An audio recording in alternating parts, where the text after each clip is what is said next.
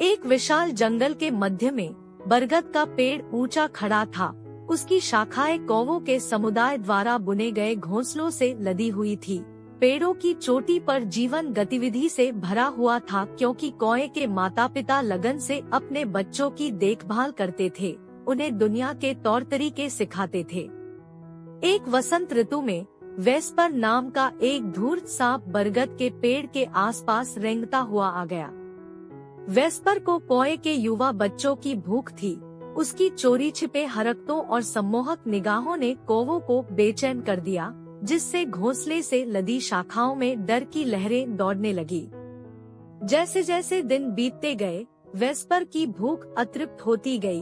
अंधेरे के पर्दे के नीचे उसने आशेर नाम के एक युवा कौवे के बच्चे को उसके घोंसले से पकड़ लिया। आशेर के माता पिता की चीखें जंगल में गूंज रही थी, जो उनकी खोई हुई संतानों के लिए एक दुखद विलाप था।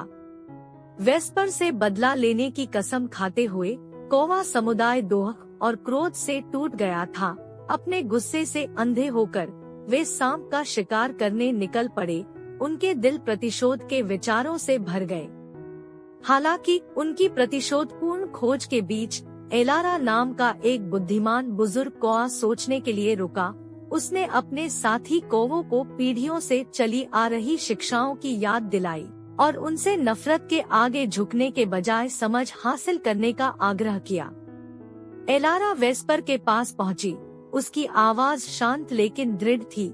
उसके दृष्टिकोण से आश्चर्यचकित होकर वेस्पर ने सुना। जब एलारा ने उसके कार्यों के कारण होने वाले दर्द के बारे में बात की, उसने उससे कौवा परिवार को दिए गए दोह को समझने के लिए विनती की।